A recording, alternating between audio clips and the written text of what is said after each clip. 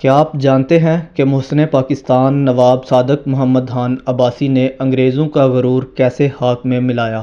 پنڈت جواہر لال نہرو نے جب نواب صاحب کو یہ آفر دی کہ آپ اپنی ریاست کا الحاق بھارت سے کر دیں تو اس موقع پر نواب صاحب نے کیا طرحی الفاظ دہرائے تھے۔ نواب آف بہاولپور کے پاکستان پر ایسے کون کون سے احسانات ہیں جو کبھی جھکائے نہیں جا سکتے؟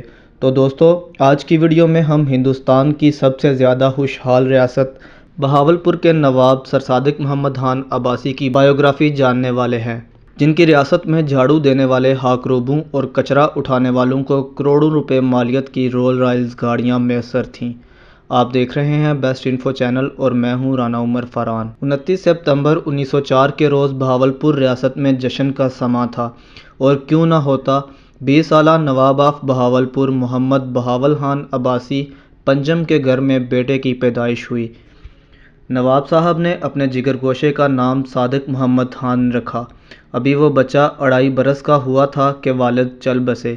نواب بہاول خان عباسی کی تجہیز و تدفین کے بعد ان کا کمسن بیٹا تخت نشین ہوا، تاہم ان کی باقاعدہ تخت پوشی 1924 میں ہوئی۔ صادق محمد خان عباسی نے ابتدائی تعلیم بہاولپور اور پھر لاہور کے ایچیسن کالج سے حاصل کی۔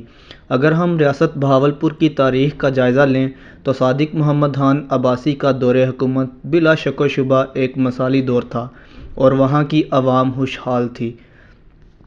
شاعر مشرق علامہ محمد اقبال بھی نواب صاحب کے مداح اور عقیدت مند تھے۔ علامہ اقبال ایسے شاعر تھے جو حاکم وقت کی مدح سرائی کے قائل ہی نہ تھے، بلکہ وہ نواب آف بہاولپور سے اس قدر متاثر تھے کہ ان کے شایان شان ایک نظم تحریر کی۔ نواب صاحب بھی علامہ اقبال سے ریاستی امور چلانے اور دیگر قانونی معاملات میں مشورہ لیا کرتے تھے۔ نواب صادق محمد خان عباسی علامہ اقبال کے فیورٹ تو تھے ہی، لیکن وہ اس کے ساتھ ساتھ قائد اعظم کے بھی حلقہ احباب میں شامل تھے۔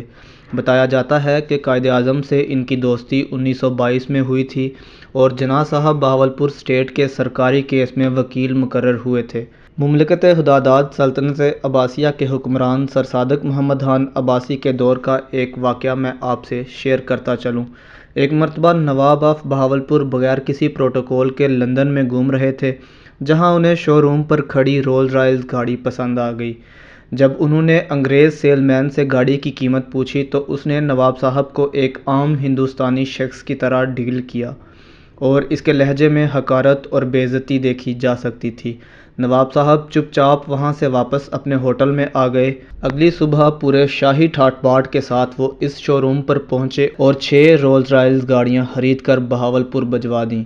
بتایا جاتا ہے کہ نواب صاحب نے اپنی بے عزتی کا بدلہ کچھ یوں لیا کہ ان 6 رولز رائس گاڑیوں کو میونسپل کمیٹی والوں کو دے دیا۔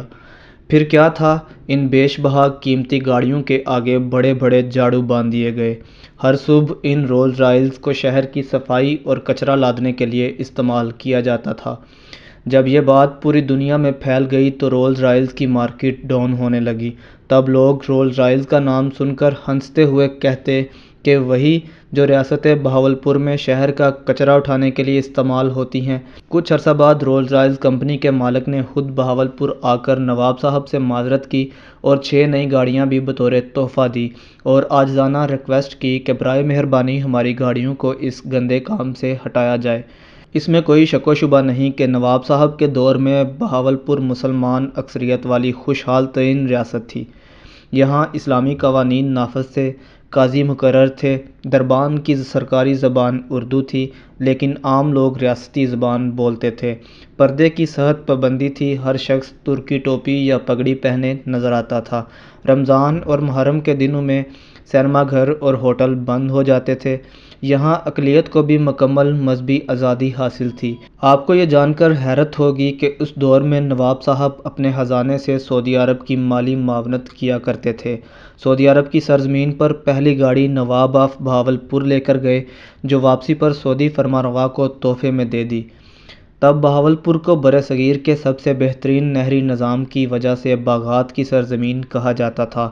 وہ ریاست جس میں صادق ایجرٹن کالج، صادق ڈین ہائی اسکول اور جامعہ اسلامیہ جیسے ادارے مفت تعلیم کے فروغ میں کوشاں رہے، جہاں سے منیر نیازی، احمد ندیم قاسمی اور شفیق الرحمان جیسی نامور شخصیات فیض یاب ہوئیں۔ ریاست بہاولپور کے محلات، جن میں نور محل، دربار محل، نشاط محل، ڈیرہ نواب صاحب میں صادق گڑھ پیلس عباسی خاندان نے بنوائے، جو فن تعمیر کا عظیم شاہکار ہے۔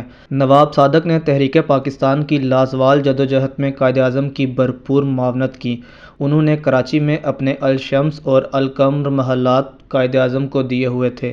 تاریخ کے اوراق کی ورق گردانی کی جائے تو معلوم ہوگا کہ پنڈت جواہر لال نہرو اور سردار پٹیل چاہتے تھے کہ آزادی کے بعد بہاولپور اسٹیٹ ہندوستان میں شامل ہو جائے، اور وہ نواب صاحب کو طرح طرح کے لالچ بھی دیتے رہے، لیکن نواب صادق محمد خان عباسی نے صرف اتنا جواب دیا: بھارت میرے گھر کے پیچھے ہے اور پاکستان سامنے۔